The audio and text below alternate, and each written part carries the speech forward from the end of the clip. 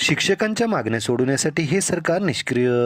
शिक्षक सेनेचे अध्यक्ष तथा शिक्षक आमदार जगन्नाथ अभ्यंकर यांची शासकीय विश्रामगृह नांदेड समोर माहिती.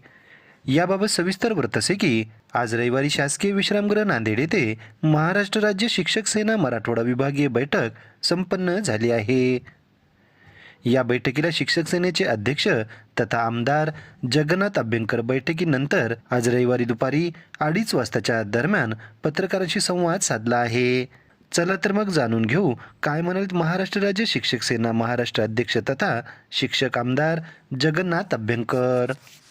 मराठवाड्यातील सर्व जिल्ह्याचे शिक्षक सेनेचे जे पदाधिकारी आहेत त्या सर्व पदाधिकाऱ्यांची बैठक या ठिकाणी आम्ही आयोजित केली. 2 प्रकारचे हेतू याच्या मागे आहेत. पहिलं असं की आमची 10 फेब्रुवारी 2025 रोजी एक अधिवेशन मोठ्या प्रमाणात आम्ही आयोजित केलेलं आहे. त्या अधिवेशनाची पूर्वतयारी म्हणून ही बैठक आहे. मराठवाड्यामध्ये ज्या पद्धतीने शिक्षक सेना महत्त्वाचं कार्य करते आहे, शिक्षकांचे प्रश्न सोडवण्याकरता ज्या धडाडीने हे सगळे लोक काम करत आहेत त्यांच्याकडनं अधिकची अपेक्षा आहे. मोठ्या प्रमाणामध्ये शिक्षक त्या अधिवेशनाकरता उपस्थित राहावे या दृष्टिकोनातून या ठिकाणी आढावा आम्ही घेतलेला आहे. आणि असं दिसतं आहे की मराठवाड्यामधून प्रत्येक जिल्ह्यातून मोठ्या प्रमाणामध्ये शिक्षक हे रेल्वेचं आरक्षण वगैरे करून त्या ठिकाणी येण्याच्या तयारीमध्ये आहेत.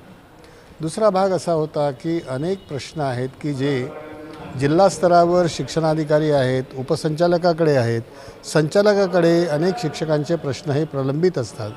ते तातडीने सोडवता यावेत, त्या संबंधित अधिकाऱ्यांशी बोलावं आणि त्यांचे प्रश्न सोडावेत हा सुद्धा एक उद्देशाच्या मागे आहे.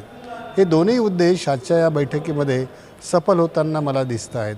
याच्याबद्दलची प्रसन्नता मी व्यक्त करतो. आपण शिवसेनेचे ज्येष्ठ नेते देखील आहात. काही दिवसामध्ये स्थानिक स्वराज्य संस्थेच्या निवडणुका लागणार आहेत. शिवसेनेची काय तयारी रणनीती असेल? शिवसेनेची पूर्णपणे या बाबतीतली तयारी आहे आणि जे आता नेत्यांनी ठरवलेलं आहे त्याप्रमाणे पक्ष पूर्णपणे पूर्ण शक्तीनिशी या स्थानिक स्वराज्य संस्थांच्या निवडणुकीला सामोरा जाणार आहे. आमची पूर्ण तयारी आहे. मोठ्या प्रमाणामध्ये बैठकांचं सत्र हे मातोश्रीवर सुरू आहे. जिल्ह्यांच्या प्रतिनिधीला बोलावून त्याच्या बाबतीतली चाचपणी घेण्यात येत आहे. इव्हन काही ठिकाणी तर आमच्याकडून जे निवडणुकीकरता सक्षम अशा प्रकारचे उमेदवार असू शकतात त्याचीसुद्धा चाचपणी मोठ्या प्रमाणात घेण्यात आलेली आहे. पूर्वतयारीच्या दृष्टिकोनातून मला वाटते की शिवसेना उद्धव बाळासाहेब ठाकरे हा पक्ष पूर्ण तयारी आहे आणि या निवडणुकीकरता सिद्ध आहे असं मला खात्रीपूर्वक वाटतं आहे. एकाच शिक्षकाला 4-4-5-5 वर्ग शिकवावं लागतं.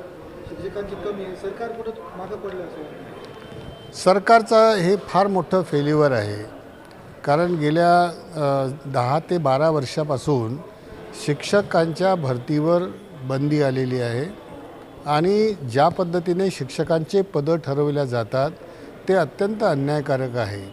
महाराष्ट्र राज्य जे 2006पर्यंत पहिल्या किंवा दुसऱ्या क्रमांकावर गुणवत्तेमध्ये देशामध्ये असायचं त्याचा क्रमांक आता 7वा खाली आलेला आहे.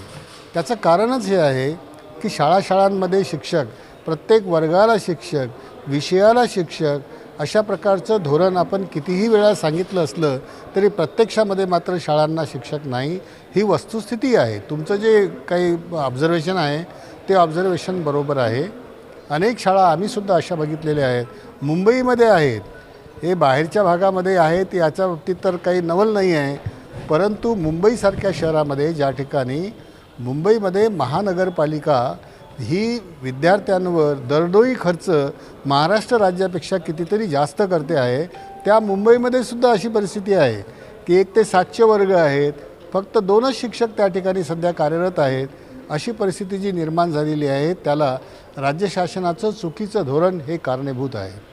जोपर्यंत संच मान्यतेचं धोरण बदलत नाही, शिक्षक संख्या कशी मंजूर करावी या बाबतीतले शिथिलक्षम अशा प्रकारचे नियम तयार होत नाहीत तोपर्यंत शाळेला, वर्गाला, विषयाला आवश्यक असणारी शिक्षक संख्या ही मिळू शकणार नाही.